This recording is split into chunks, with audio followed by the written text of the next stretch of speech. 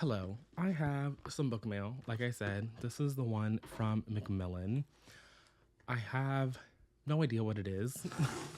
In theory, I should know, but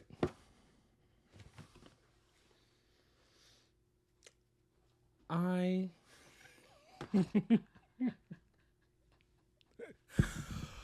I know for a fucking fact I did not ask for this.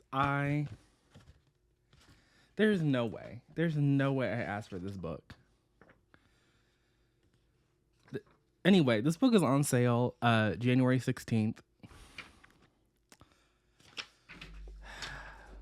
Y'all, I have to read it now. I was never going to read this book. I mean, maybe it's a sign. Maybe it's a sign. Maybe it's a sign. Anyway, so the good people at Celadon Books have sent me a copy of The Fury by Alex Michaelides. In my review of The Silent Patient, I said Michaelides, and I've said Michaelides every time I said this man's name. I've had people, my little Silent Patient review where I rolled out of bed and just was annoyed, is my most viewed video on this channel. And it's the video that I get comments on like every other day because it's my most viewed. Like the algorithm, for whatever reason, just really loves that video. And so I think a couple of the comments have pointed out that I did not say his name right. And so if it's not Michaelides, I'm assuming it's Michaelides. Sorry to the Greeks, the Greek Americans, the Greek Canadians, whoever, the Greek hyphens out there in the world who I was never going to read this book. I was never going to read this book. I have anyway, but I have it now, and I have a couple days off next week. I actually have that is the only thing getting me through last night, tonight, and tomorrow is knowing I have a couple of days off in a row where I do not have to go back to this place. And honestly, I don't even hate my job. I don't hate my job. My job is really not that bad. There are just some people at my job that make it annoying, that make it bothersome. But it's fine because I'm not going to have to see them for a couple of days, and I'm very much looking forward to that. And on one of those days, I'm going to read this book, and we'll talk about it.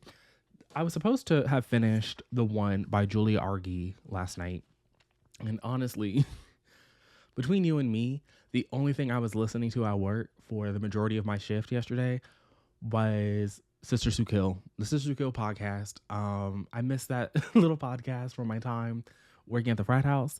And so I said, you know what? Of all the podcasts that my old coworker listened to, that's the only one. You're not going to catch me listen to The Breakfast Club on my own. I'm not going to listen to no First Take with Stephen A. I'm not doing all the sportsy stuff. But I could go back to Sisters Who Kill. It's true crime, which is, ethically dubious, morally maybe it's not for the best, but I'm having a great time. It's just background noise, and that's all I need once the cooks, aka the people I like, leave for the night, and it's just me and the banquet people. I think me and the banquet have like a silent beef. It's a silent beef. It's a one-sided beef, but it is what it is at this point. So I was listening to that, and then right before I was getting ready to go home for the night, I said I should probably listen to the one. I should put in some effort. I'm doing a little Vlogmas video. People don't care about no Sisters Who Kill podcast. They're going to know my thoughts on the one by Julia Argy.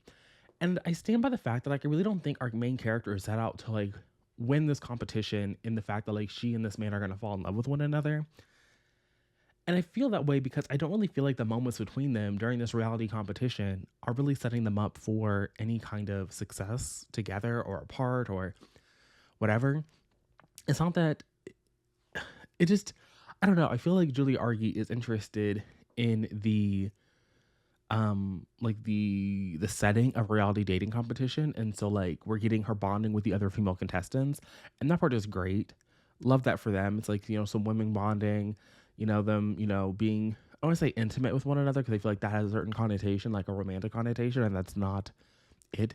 But it kind of gives the same feeling of a summer camp book, where people are brought together and they're just kind of separate from the world because they're not allowed, really outside technology. If there's no Wi-Fi, I mean, they're in modern civilizations, technically Wi-Fi exists, but like they don't have access to it. So it has like that same feel with some of the other women in the cast. And so like I appreciate that aspect of it because y'all know I'm a slut for a summer camp book. And so I like that approach. But it's just weird. And I like the chapters from some of the production from some of the production staff. We're getting some of that. In between these chapters from our main character. I don't know, it's very weird to read a book, set on a reality dating competition where it doesn't seem to be the focus. And this, ironically enough, is the second time this year I've read a book like that. Because earlier this year, I think I vlogged this. I want to say I read it, it's in June, so I could have vlogged it over on Patreon. I read Patricia Wants to Cuddle, which is also set on a reality dating competition. But that was more like I don't want to say cozy horror because I don't think it was horror, but it was like a Sasquatch book, kind of, and it was kind of sapphic. And there were some people definitely died. Like there was definitely some like gore on page because they, instead of like going to an international location, they went to this island off the coast of, I want to say, Washington. And there was, some gore, like I said. So that was an interesting book. And it did have another, reality dating show competition as the setting, but not really the focus. So for me to read two of those in the same year, who would have guessed? That's a thing that I've done and I've read. And I'm still, I don't know, like this isn't a 4 or 5 star book by any means. It's giving 3-star energy. Like it's very fine. It's very, I don't know. But even like 3-star for me feels kind of generous. It's kind of like a 2-star. But it's not, I don't know. It doesn't, it's hard to talk about because I don't really understand like where this is going. It's reading contemporary fiction and I'm trying to appreciate it as contemporary fiction.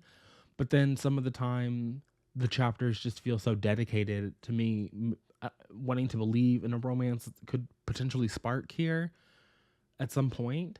And then it's like, okay, well, do you want me to judge this as a contemporary? If I judge it as a contemporary, I could give it 3 stars. If I judge it as a romance, 2 would be very generous. And 1 would kind of feel appropriate because it's not really, it's kind of like romantic comedy, but romantic comedy billed itself as, competing in the romance space, being, Curtis Sittenfeld coming in and showing the romance people like romance. And I don't think the 1 was that. I think that it might have been, marketed as that maybe because, romance readers will buy a book. They will purchase a book. They will support you.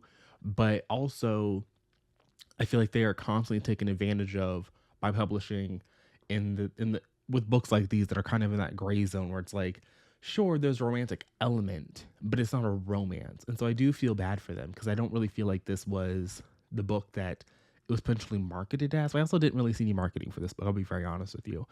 I haven't seen marketing for a lot of books this year. Most of the things that have been on my radar have been either from authors who you can't avoid or just me looking at the new release shelf at my library. Like that's been the new release shelf in my library. I feel like as my equivalent to just scrolling through Bookstagram or whatever. Like if it's on the new release shelf at the library, clearly it's a hot and poppin' release. That's been my take. So that's all I have for you. I have some unexpected book mail, which is probably what I'm going to call the title of this one. I do have an idea. I have the intention of going to Books A Million in a little bit because Asha Lemme wrote 50 Words for Rain, which is probably one of the few or seldom Good Morning America book club picks that I have enjoyed. But this was about a biracial Japanese and Black girl growing up in post-World War II Japan and struggling, okay? And me and Aaron Buddy read this as one of our seldom what is what I'm looking for? Successful buddy reads. And she has a new book out. I want to say it's called The Wildest Sun. And it's about this, I think, another biracial Black girl. So lots of biracial rep over here, I guess, in my corner of the internet. But she thinks that her father, or maybe she knows her father, is Ernest Hemingway, and it's her trying to connect with him at some point. She's traveling the world, maybe trying to get to this man. I don't know, but 50 Words for Rain is trauma, okay? It's like an inch away from being trauma porn. Our main character, she goes through it. Okay? She is suffering. definition of suffering, but it's so good. It's a good book. So I'm hoping that the follow up is just as good. And this was one of the first books I actually bought once I moved to Kansas. This is probably, I bought this and I bought, I know I haven't unhauled it. I know I didn't do that. Vagabonds. These were the first two books I ever purchased at a Books A Million. So I'm very much looking forward to going back and to picking up Wildest Sun. I think that's the name of the book. I don't know. Maybe I'll throw the cover up over here. It's this book. I'm going to purchase that today.